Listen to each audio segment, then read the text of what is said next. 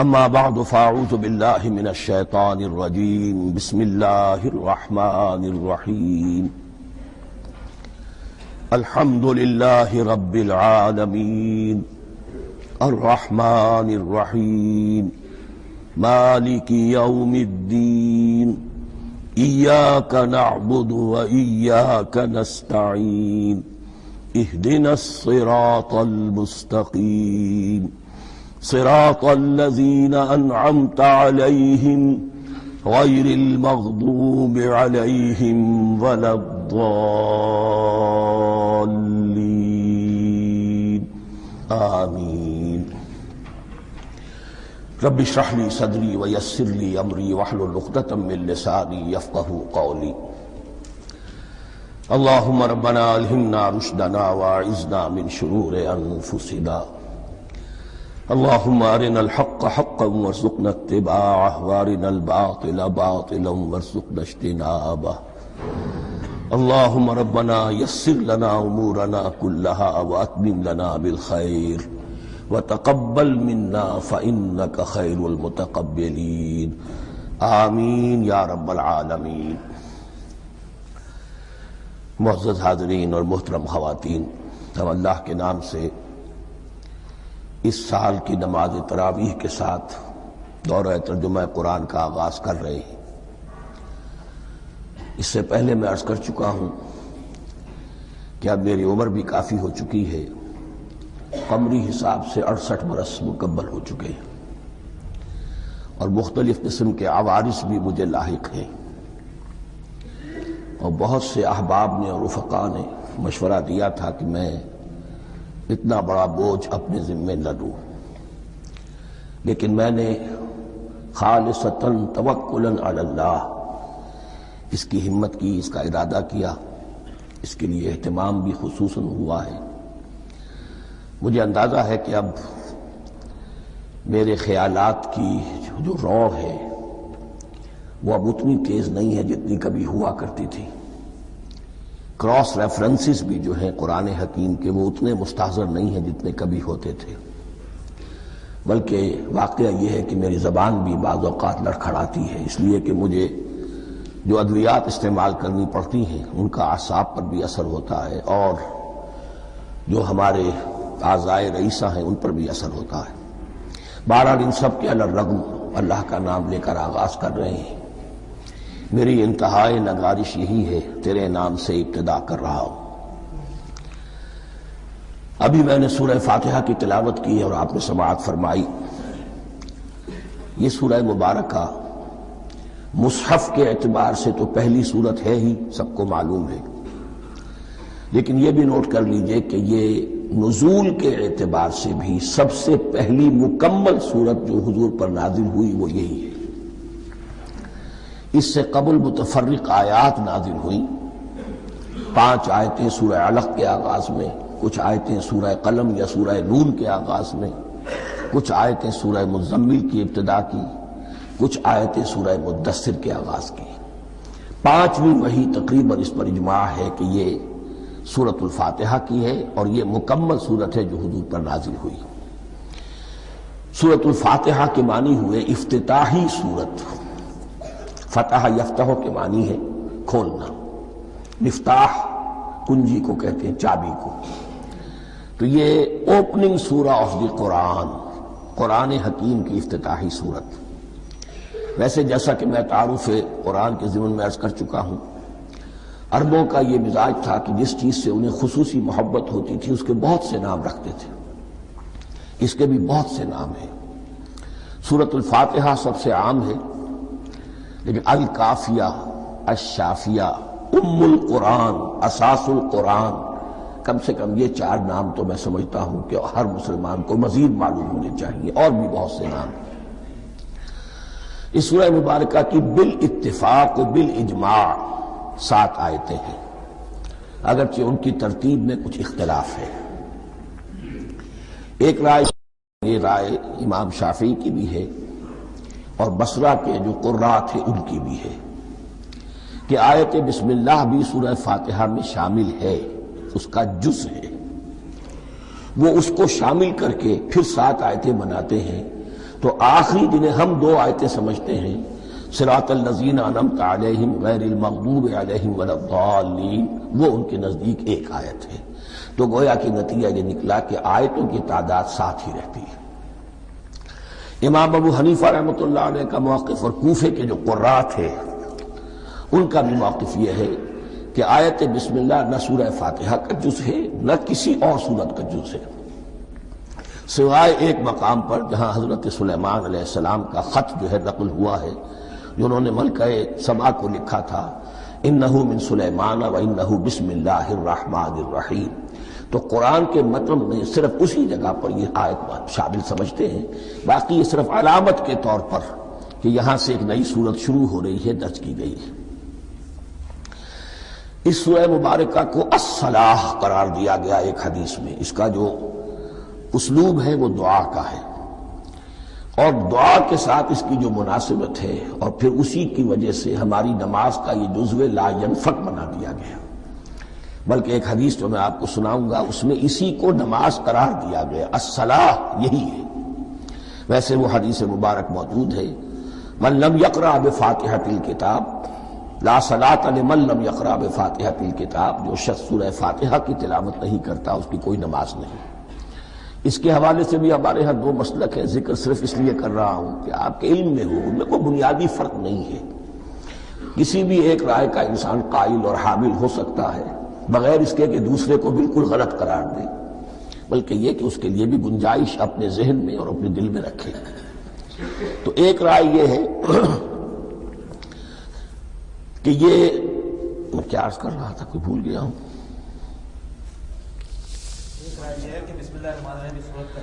جی، اور دوسری آیت یہ ہے کہ اس کا حصہ نہیں ہے، اسی اعتبار سے یہ کہ یہ سورہ مبارکہ نماز میں پڑھی جانی ضروری ہے، لا صلاۃ لمن لم یقرأ بفاتحۃ الکتاب۔ البتہ یہ اختلاف ہے، یہ بات جو میں ذکر کر رہا تھا جو ذہن سے نکل گئی، کہ آیا مقتدی جو ہے امام کے پیچھے کھڑا ہو کر جب نماز پڑھ رہا ہو تو کیا اس صورت میں بھی اس کے لیے لازم ہے کہ سورہ فاتحہ پڑھے؟ اس میں 2 رائے ہو گئی، بلکہ 3۔ ایک رائے انتہائی ہے اور وہ فقہ حنفی کی طرف منسوب ہے کہ اگر آپ امام کے پیچھے مقتدی کی حیثیت سے نماز پڑھ رہے ہیں تو کسی بھی رکعت میں آپ سورہ فاتحہ نہیں پڑھیں گے۔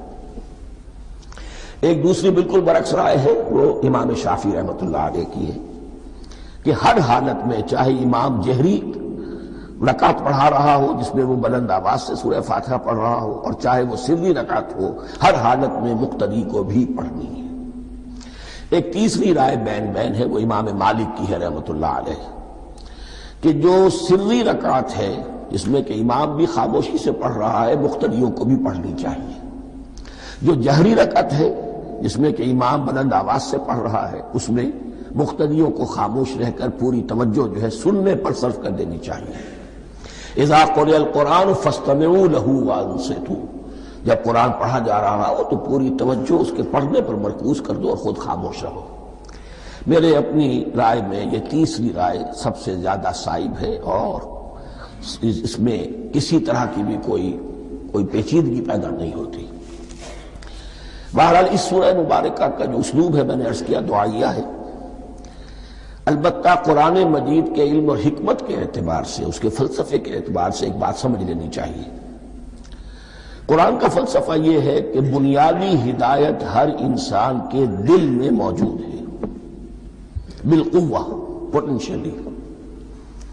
یہ جو قرآن مجید یا اللہ کی کتابیں نازل ہوتی ہیں یہ انہیں ایکٹیویٹ کرتی ہیں، وہ اندر کی جو ڈورمنٹ کانشسنس ہے، خابیدہ شعور جو ہے اسے بیدار کر کے اور پھر یہ کہ اسے اجاگر کرتی ہیں۔ ہر سلیم الفطرت انسان اور سلیم العقل انسان، 2 سلامتی شرط ہیں۔ سلیم الفطرت، نیچر پرورٹڈ نہ ہو، فطرت مسخ نہ ہو گئی ہو، عقل سلیم ہو، ان دونوں چیزوں کا نتیجہ یہ نکلتا ہے کہ وہ انسان از خود بغیر کسی وحی کی رہنمائی کے، بغیر کسی نبی کی تعلیم کے سے استفادہ کیے ہوئے از خود بھی کچھ حقائق تک پہنچ جاتا ہے۔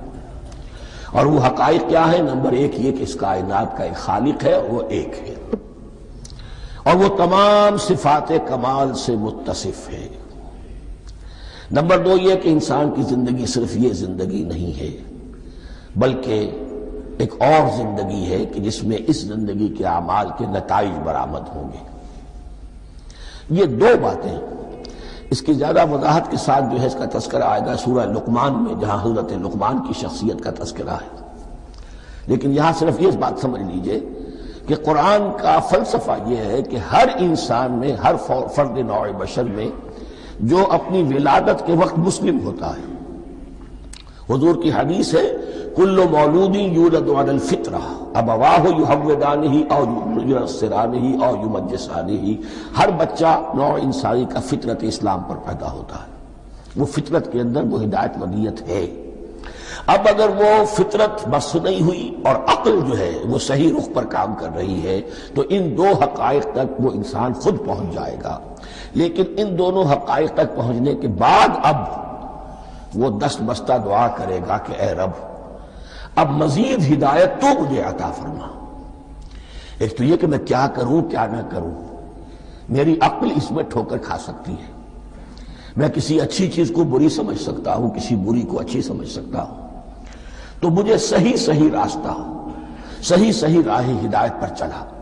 یہ دعا ہے جو انسان کرتا ہے جبکہ وہ ایمان باللہ اور ایمان بالآخرہ تک خود پہنچ چکا ہوتا ہے، اور یہ سمجھتا ہے کہ صحیح زندگی کا رخ یہی ہے کہ جس رب کو میں نے پہچانا ہے کہ وہ اس کائنات کا خالق ہے اور مالک ہے اور رب ہے، میں اس کی بندگی کروں، اس کی اطاعت کروں، اس کا حکم مانوں، اس کے راستے پر چلوں۔ لیکن وہ راستہ کون سا ہے؟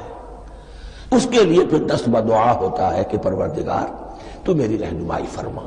یہ مقام ہے کہ جہاں آپ سمجھ لیجئے اپنے آپ کو بھی آج اس جگہ پر تصور کرتے ہوئے پھر اس سورہ مبارکہ کو پڑھیے کہ آپ اس مقام پر اللہ کے فضل و کرم سے پہنچ چکے ہیں کہ اللہ کو آپ نے پہچان لیا اور اس کی توحید کو جان لیا، اس کی جملہ صفات کمال سے آپ واقف ہو گئے، آپ یہ بھی جان گئے کہ بڑھ کر اس کے حضور میں حاضر ہونا ہے اور وہ حساب کتاب لے گا۔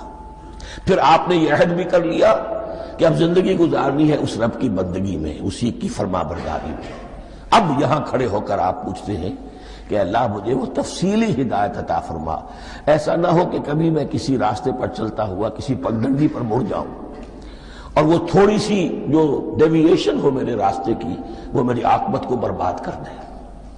یک لحظہ غافل گشتم و 100 سال راہم دور شد، اس لیے کہ ہوتا یہی ہے سیدھے راستے سے ذرا سی کوئی پگڈنڈی جو ہے تھوڑے سے اینگل پر نکلی ہے، لیکن جب چلتے جائیں گے آپ تو جتنا آگے بڑھیں گے اس پر، اس راہ صراط مستقیم سے آپ اتنے ہی زیادہ دور ہوتے چلے جائیں گے۔ یہ ہے قرآن مجید کی حکمت اور فلسفے کے اعتبار سے اس سورہ مبارکہ کا مقام۔ اب آئیے ہم بسم اللہ کرتے ہیں۔ بسم اللہ الرحمن الرحیم، شروع کرتا ہوں میں اللہ کے نام سے جو رحمان اور رحیم ہے۔ اس پر کچھ گفتگو ہو چکی ہے تعارف قرآن کے ضمن میں کہ رحمان اور رحیم 2 نام ہیں کہ جو رحمت کے مادے سے نکلتے ہیں۔ رحمان میں اللہ تعالیٰ کی رحمت کا جوش، ہیجانی کیفیت، طوفانی کیفیت، اور رحیم میں اللہ تعالیٰ کی رحمت کا دوام اور تسلسل۔ یہ دونوں کیفیات اللہ کی رحمت میں بیک وقت موجود ہیں، جس کا ہم تصور نہیں کر سکتے۔ ہم سمندر کو دیکھتے ہیں، متلاطم سمندر ہے، اس میں ہیجان ہے، طوفان ہے۔ دریا کو دیکھتے ہیں کہ وہ سکون کے ساتھ چل رہا ہے، خاموشی سے چل رہا ہے، بہہ رہا ہے، بس تسلسل کے ساتھ بہہ رہا ہے۔ ہم ان دونوں کیفیات کو علیحدہ علیحدہ دیکھتے ہیں تو ہمارا ذہن ان دونوں کو بیک وقت اس کا تصور نہیں کر سکتا، تخیل ممکن نہیں۔ لیکن اللہ کی رحمت کی یہ دونوں شانیں مستقلاً ہر وقت موجود ہیں بیک وقت، اسی لیے ان دونوں کے درمیان کہیں حرف عطف نہیں آئے گا۔ بسم اللہ الرحمن الرحیم، الحمدللہ رب العالمین۔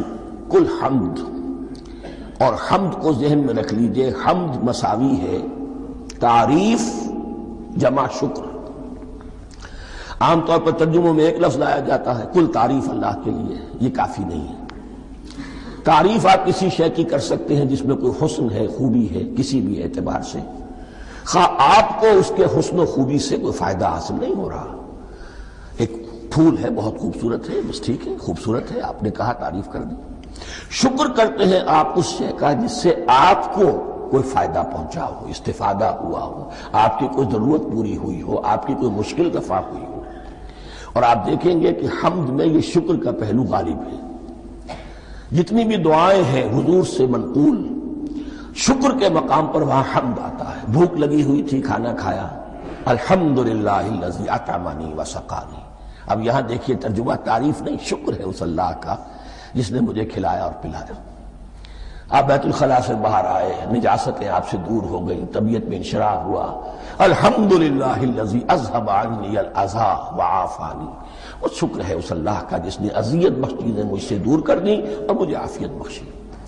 تو یہ الحمدللہ رب العالمین، اللہ تعالیٰ کا حسن و کمال اور حسن و جمال اپنی جگہ بھی اس انتہا کا ہے کہ جتنی تعریف اس کا حق ہے ہم کر ہی نہیں سکتے، لیکن اس کے احسانات اور انعامات ہم پر اتنے ہیں کہ ہم ان کو بھی گن نہیں سکتے۔ لہذا ایک ہی احصاء ہم نے کر دیا الف لام کے ساتھ، الحمدللہ رب العالمین۔ تمام تعریفیں اور کل شکر اللہ کے لیے ہیں کہ جو تمام جہانوں کا پروردگار ہے، رب ہے، مالک ہے۔ رب میں ایک مفہوم ہوتا ہے ربوبیت کا، اور اس میں مفہوم شامل ہوتا ہے تربیت کا، ربیانی صغیرہ۔ تو مالک ہونا اور تربیت دینا، آپ جس شے کے مالک ہوں گے آپ چاہیں گے اس میں بڑھوتری ہو، اس میں اضافہ ہو، نشو و نما پائے۔ تو یہ دونوں چیزیں آپس میں ایک دوسرے کا جڑی ہوئی ہیں، پروردگار بھی اور مالک بھی۔ عام طور پر عربی میں رب کا لفظ مالک کے لیے آتا ہے، رب البیت، رب الدار، رب المال۔ تو مالک وہاں پر ظاہر بات ہے کہ اس سے مراد کیا ہے، مال والا، گھر والا، گھر کا مالک۔ تو کل شکر اور کل تعریف اس اللہ کے لیے ہے جو تمام جہانوں کا مالک بھی ہے اور پروردگار بھی ہے۔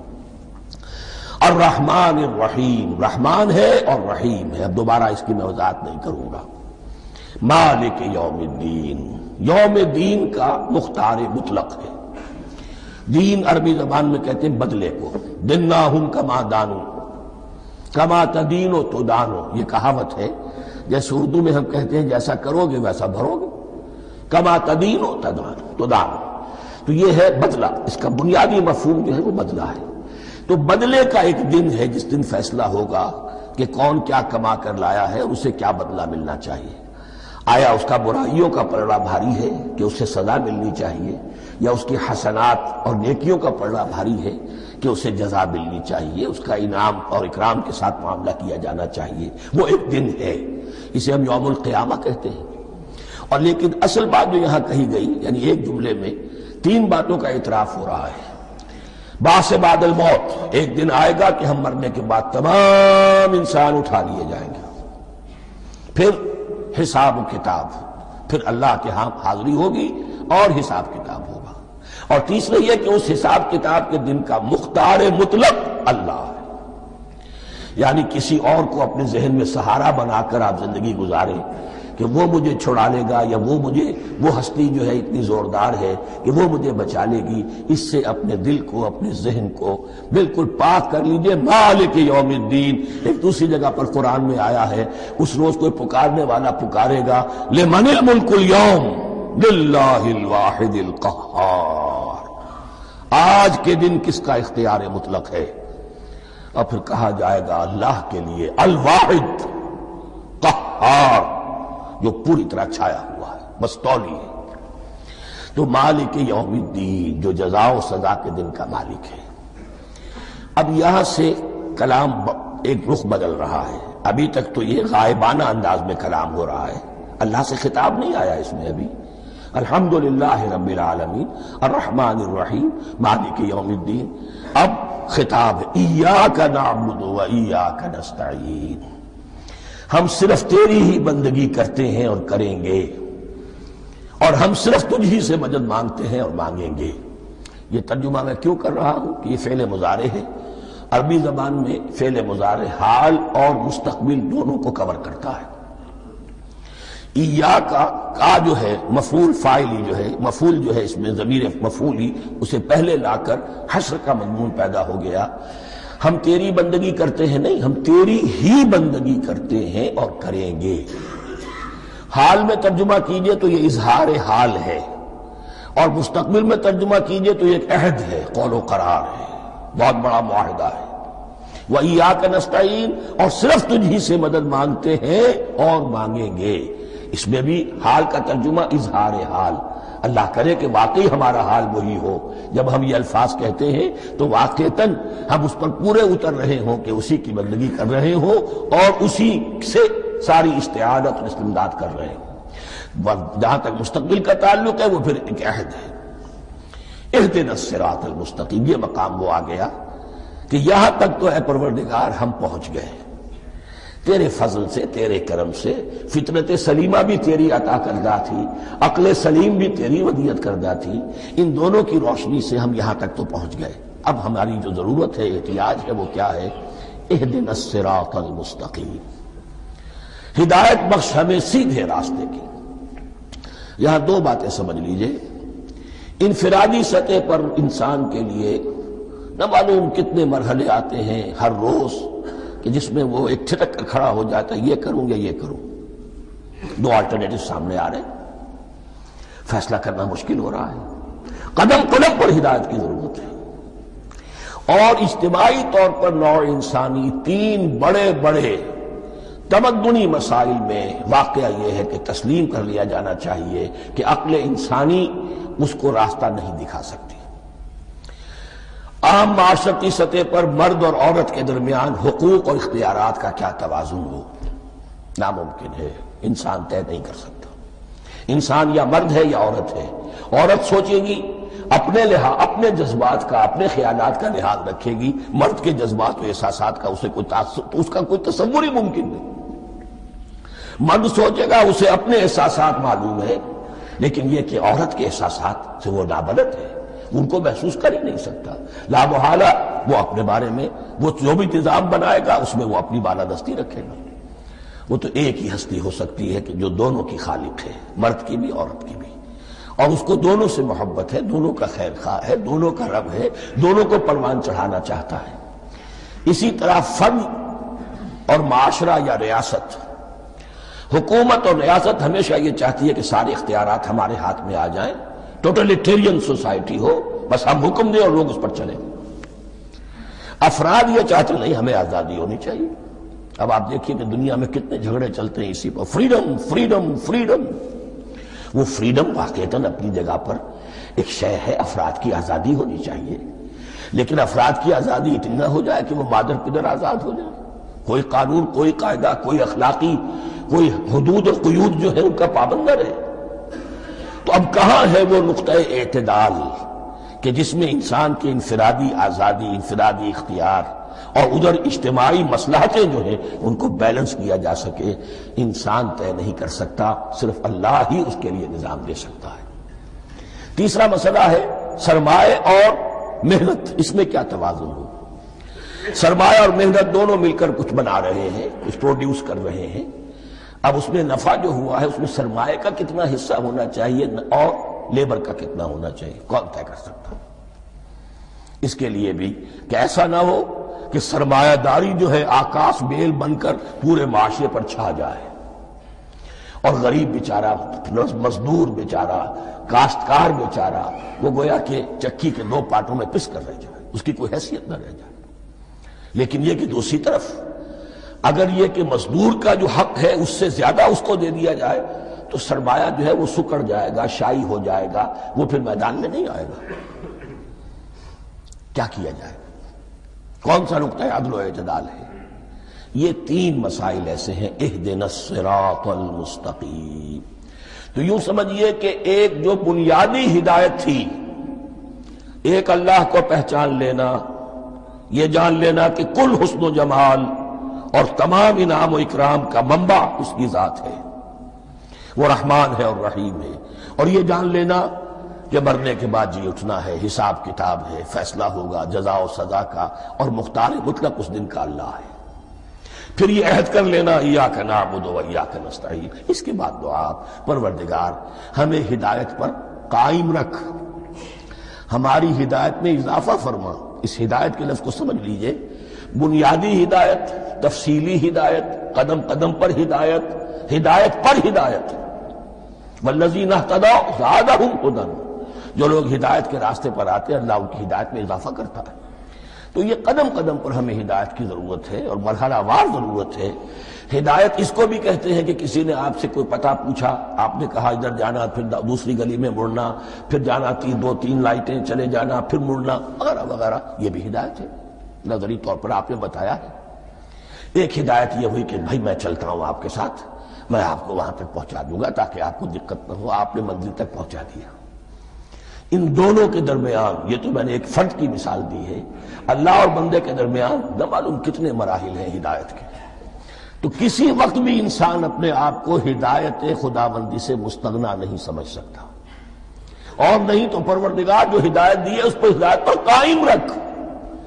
کیا پتہ شیطان کا کوئی حملہ، کیا پتہ ہمارے نفس کی کوئی شرارت کسی ایسے رخ پر ہمیں ڈال دے کہ اب تک کی ساری کمائی بھی ضائع ہو جائے۔ لہذا یہ نہ سمجھیے کہ جب یہ ساری چیزیں ان کو معلوم تھی، وہ ان چیزوں کا تو اقرار کر رہے تو اب ہدایت کون سی مانگ رہے؟ تو ہدایت کا تو بڑا میدان کھلا ہوا ہے، اور اس ہدایت کی وہ جو میں نے آخری شکل آپ کو بتائی ہے کہ منزل مقصود تک پہنچا دے، یہ ہدایت بھی قرآن مجید میں اس معنی میں بھی لفظ آیا ہے کہ اہل جنت جب جنت میں داخل ہوں گے تو جو ترانہ حمد ان کی زبان پر اس وقت ہوگا وہ کیا ہے؟ الحمدللہ الذی ہدانا لہذا وما کنا لنہتدی لولا ان ہدانا اللہ۔ کل شکر اس اللہ کا جس نے ہمیں یہاں تک پہنچا دیا، ہدایت دی یہاں تک پہنچا دیا، اور ہم ہرگز نہ پہنچ پاتے، ہم ہرگز ہدایت یافتہ نہ ہو سکتے اگر اللہ ہی ہمیں ہدایت نہ دیتا۔ اہدنا الصراط المستقیم، سیدھا راستہ، صراط الذین انعمت علیہم، اب اس کی مزید وضاحت ہے، راستہ اس کا ان لوگوں کا جن پر تیرا انعام ہوا۔ یہ کون لوگ ہیں؟ اس کی وضاحت آپ کو ملے گی سورہ نساء میں، من یطع اللہ والرسول فاولئک مع الذین انعم اللہ علیہم من النبیین والصدیقین والشہداء والصالحین۔ چار طبقات ہیں منعم علیہم جن پر اللہ کا انعام ہوا ہے۔ چوٹی پر انبیاء کرام، اس کے بعد صدیقین کرام، اس کے بعد شہداء عظام، اس کے بعد عام صالح مسلمان، صالح ہو۔ یہ بیس لائن ہے، اس سے اوپر کا درجہ شہداء کا ہے، اس سے اوپر کا درجہ صدیقین کا ہے، اور پھر اس سے اوپر کا درجہ انبیاء کا ہے۔ انبیاء میں سے پھر وہ بھی ہوتے ہیں کہ جو اولو العزم میں من الرسل ہیں، لیکن یہ چار طبقات ہیں، ان کے راستے پر ہمیں چلا۔ غیر المغضوب علیہم ولا الضالین، جو مغضوب علیہم نہیں ہوئے، جن پر تیرا غضب نہیں ہوا، اور غضب ہوتا ہے ان پر کہ جو ہدایت کے واضح ہونے کے بعد ہدایت کو ترک کر دیں، وہ ہے مغضوب علیہم۔ جنہیں ہدایت مل گئی ہو، ہدایت کو پہچان لیا ہو، پھر اپنی شرارت نفس کی وجہ سے، اپنی نفسانیت کی وجہ سے، اپنے تکبر کی وجہ سے، اپنے حسد کی وجہ سے وہ اس حق کو رد کر دیں، اس کو ترک کر دیں، ان پر اللہ کا غضب آتا ہے۔ اور اس میں اس کی بہت بڑی مثال تاریخ کے اعتبار سے یہودی ہیں۔ اللہ نے انہیں ہدایت دی، کتابیں عطا کی، تورات، انجیل، زبور، سینکڑوں نبی ان میں مبعوث کیے، 1400 برس تک نبوت کا تار ٹوٹا ہی نہیں، مسلسل۔ ابتداء میں بھی 2 نبی، موسیٰ اور ہارون، اور اختتام پر بھی 2 نبی، عیسیٰ اور یحییٰ علیہ السلام، اور ان کے مابین کوئی لمحہ نہیں آیا ہے تاریخ بنی اسرائیل میں جبکہ کوئی نہ کوئی نبی موجود نہ ہو۔ لیکن انہوں نے اپنی شرارت نفس کی وجہ سے ہدایت تورات سے بھی منہ موڑا، اور پھر سب سے بڑی بات یہ کہ ہدایت محمدی سے، ہدایت قرآنی سے بھی صلی اللہ علیہ وسلم منہ موڑا، وہ ہے مغضوب علیہم ولا الضالین، اور نہ ہی گمراہ ہوئے۔ یہ لفظ جو آتا ہے عربی زبان میں گمراہ کا بھی ہے اور تلاش حق میں بھٹکنے والے کا بھی ہے۔ ایک وہ شخص ہے جس پر حق ابھی واضح نہیں ہوا، وہ تلاش میں ہے، اس کے لیے بھی ضال کا لفظ آئے گا۔ اسی طرح کوئی شخص کسی کے عشق اور محبت میں ایسا ہو جائے، دیوانہ ہو جائے، اس کو بھی ضال کہتے ہیں، یعنی اس کے اوپر جذبات کا اتنا غلبہ ہو گیا ہے کسی کی محبت اور عشق کی بنا پر۔ تو حضور کے لیے یہ لفظ آیا ہے وَوَجَدَكَ ضَالًّا فَهَدَىٰ، اور یہ تو سورۃ الضحیٰ ہے، اکثر بیشتر لوگوں کو یاد ہوگی۔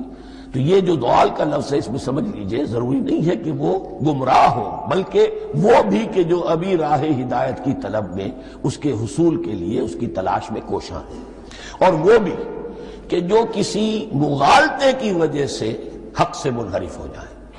یہ بھی جان لیجئے کہ ایک ہے بدنیتی، تکبر، حسد، حق کو جان کر پہچان کر رد کر دینا یا چھوڑ دینا یا ترک کر دینا، ایک ہے کسی غلطی میں، کسی جذبات کے اندر آ کر، کسی غلو کے اندر مبتلا ہو کر اور حق سے منحرف ہو جانا۔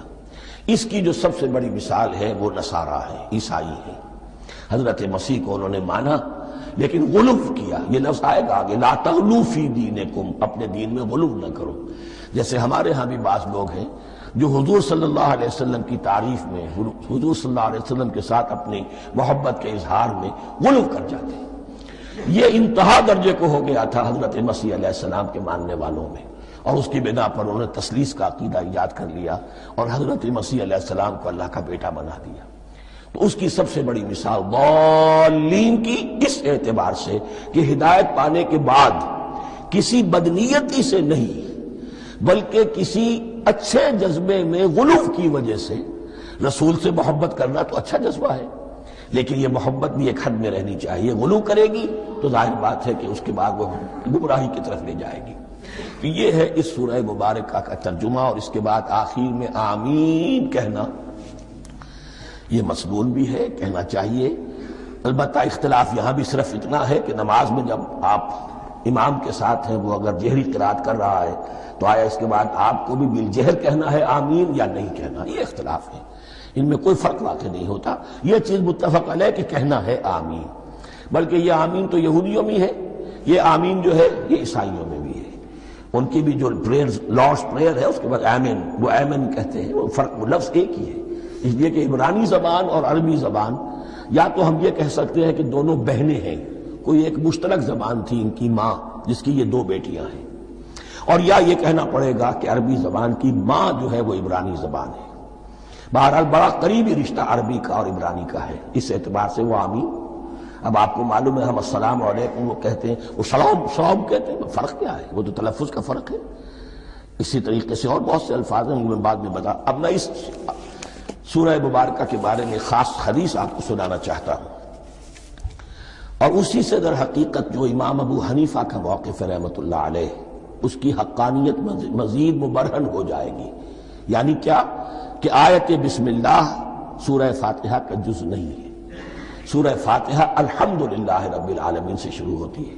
وہ میں آپ کو بتانا بھول گیا کہ جن کے نزدیک یہ سورت کا جز ہے وہ پھر جہری قرات میں بسم اللہ الرحمن بھی بلند آواز سے کہیں گے، اور جن کے نزدیک یہ سورہ فاتحہ کا جز نہیں ہے وہ نہیں کہیں گے، وہ الحمدللہ رب العالمین سے قرات کریں گے۔ تو کوئی فرق نہیں ہے بنیادی۔ یہ حدیث جو ہے یہ مسلم شریف میں ہے اور حدیث قدسی ہے، اس کے راوی حضرت ابو ہریرہ ہے رضی اللہ تعالی عنہ، اور اس حدیث نے اس سورت کے مضامین کا نہایت عمدہ تجزیہ کر دیا ہے۔ حدیث کے الفاظ سن لیجئے، قسمت الصلاۃ بینی و بین عبدی نصفین۔ اللہ تعالیٰ فرما رہے ہیں، حدیث قدسی ہے، میں نے نماز کو، صلاۃ کو اپنے اور اپنے بندے کے درمیان آدھا آدھا تقسیم کر لیا۔ فنصفها لی ونصفها لعبدی، اس کا نصف جو ہے وہ میرے لیے ہے اور نصف جو ہے وہ میرے بندے کے لیے ہے۔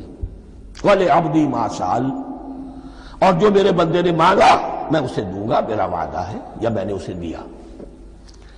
اس کے بعد اس کی تفصیل آتی ہے، اذا قال العبد، جب بندہ کہتا ہے الحمدللہ رب العالمین، قال اللہ حمدنی عبدی، جب بندہ کہتا ہے الحمدللہ رب العالمین، اللہ فرماتا ہے میرے بندے نے میری حمد کی۔ وَإِذَا قَالَ الرَّحْمَنِ الرَّحِيمِ قَالَ اللَّهُ اثْنَى عَلَيَّ عَبْدِي، جب بندہ کہتا ہے الرحمن الرحیم، اللہ فرماتا ہے میرے بندے نے میری ثنا کی۔ وَإِذَا قَالَ مَالِكِ يَوْمِ الدِّينِ قَالَ اللَّهُ تَعَالَى مَجَّدَنِي عَبْدِي، میرے بندے نے میری تمجید بیان کی، میری بزرگی بیان کی۔ اب یہ تین آیتیں ہو گئیں، تینوں میں اللہ کی حمد ہے، ثنا ہے، تمجید ہے، یہ تین آیتیں خالص اللہ کے لیے ہو گئیں۔ اب چوتھی آیت آئی، ایاک نعبد و ایاک نستعین۔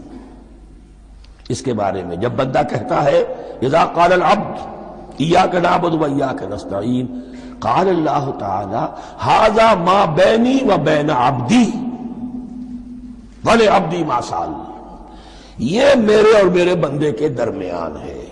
یہ تو یوں سمجھیے کہ یہ گرا لگ گئی ہے میرے اور میرے بندے کے مابین۔ اس نے مجھ سے قول و قرار کیا ہے، اس نے میری بندگی کا اعتراف کیا ہے، اس نے تسلیم کیا ہے کہ میری ہی بندگی کرتا ہے اور کرے گا، اور مجھ سے مدد چاہیے ہے۔ ھذا ما بینی و بین عبدی، یہ معاہدہ ہے، معاہدہ دو فریقوں کے مابین ہوتا، یہ میرے اور میرے بندے کے مابین ہے۔ وَلِعَبْدِي مَا سَأَلَ، اور میں نے اپنے بندے کو دیا جو اس نے مانگا، وہ میری مدد چاہتا ہے، میری مدد اس کے شامل حال رہے گی۔ فَإِذَا قَالَ، اور جب بندہ کہتا ہے اهْدِنَا الصِّرَاطَ الْمُسْتَقِيمَ صِرَاطَ الَّذِينَ أَنْعَمْتَ عَلَيْهِمْ غَيْرِ الْمَغْضُوبِ عَلَيْهِمْ وَلَا الضَّالِّينَ، قال اللہ تعالی ھذا لعبدی ولعبدی ما سأل، یہ تین آیتیں یہ میرے بندے کے لیے، اهدنا الصراط المستقیم، اسی صراط مستقیم کی وضاحت ہے مثبت، صراط الذین انعمت علیہم، اسی صراط المستقیم کی وضاحت ہے منفی انداز میں، غیر المغضوب علیہم ولا الضالین، یہ سب میرے بندے کے لیے ہے اور میں نے اپنے بندے کو دیا جو اس نے مانگا۔ اس کو میں نے ایک مرتبہ یہ ترازو کی شکل میں اس کو لکھوایا تھا۔ دیکھیے یہ ایاک نعبد و ایاک نستعین، یہ ہے وہ ترازی کی وہ ڈنڈی، واو جو ہے ایاک نعبد و ایاک نستعین، واو جو ہے گویا کہ وہ مٹھ ہے جس سے کہ ترازو کو پکڑا جاتا ہے۔ ادھر ایک پلڑا ہے جس کی تین آیتیں ہیں، الحمدللہ رب العالمین الرحمن الرحیم مالک یوم الدین۔ اس کا نتیجہ کیا نکلا؟ ایاک نعبد۔ آپ نے شاید یہ سنا بھی ہو، ایک بہت ہی عمدہ قرات کا جو ریکارڈ ہے قاری عبدالباسط عبدالصمد کا، وہ یہیں سے چل کر سورہ فاتحہ کی قرات کر کے ایاک نعبد پر آ کر رکتا ہے، الحمدللہ رب العالمین الرحمن الرحیم مالک یوم الدین ایاک نعبد۔ گویا کہ یہاں یہ صورت بالکل ہاف ہو گئی ہے، تین آیتوں میں اللہ کی حمد ہے، ثنا ہے، تمجید ہے، جس کا نتیجہ ہم تیری ہی بندگی کرتے ہیں، تیری ہی اطاعت کریں گے۔ لیکن اب اس کے بعد سوال ایاک نستعین، اسی کی جو استعانت کیا درکار ہے ہمیں؟ ہدایت۔ ہدایت سب سے بڑی استعانت ہے، ہدایت ہی تو سب سے بڑی مدد ہے۔ اهدنا الصراط المستقیم صراط الذین انعمت علیہم غیر المغضوب علیہم ولا الضالین، یہ ایاک نستعین کے حکم کے ساتھ یہ تین آیتیں آ گئیں، اهدنا الصراط المستقیم صراط الذین انعمت علیہم غیر المغضوب علیہم ولا الضالین، قسمت الصلاة بینی و بین عبدی نصفین فنصفها لی ونصفها لعبدی ولعبدی ما سأل۔ اللہ تعالیٰ اس سورہ فاتحہ کا جو اصل مفہوم ہے وہ بھی ہمارے ذہنوں پر، ہمارے شعور کی سطح پر اسے اجاگر کیے رکھے، ہمیں توفیق دے کہ جب بھی پڑھیں، جب بھی سنیں تو وہ کیفیت اگر ہو جائے، اس لیے کہ ایک حدیث ہے کہ الصلاۃ معراج المومنین، نماز تو اہل ایمان کے حق میں معراج کے درجے میں ہے۔ اس حوالے سے ہم یہ سمجھ سکتے ہیں کہ کوئی وقت ایسا آ سکتا ہے کہ انسان کو واقعتاً، روح انسانی واقعتاً اللہ کے یہ جواب سنے، انہونی بات نہیں ہے یہ، ہوتا ہے خطاب آخر، اٹھتا ہے حجاب آخر، کرتے ہیں خطاب آخر، یہ تو ہوتا ہے۔ مخاطبہ الہی، یہ تو میں نے عرض کیا کہ ثابت ہے، مخاطبہ، محادثہ اور تحدیث، اللہ بندوں سے کلام کرتا ہے۔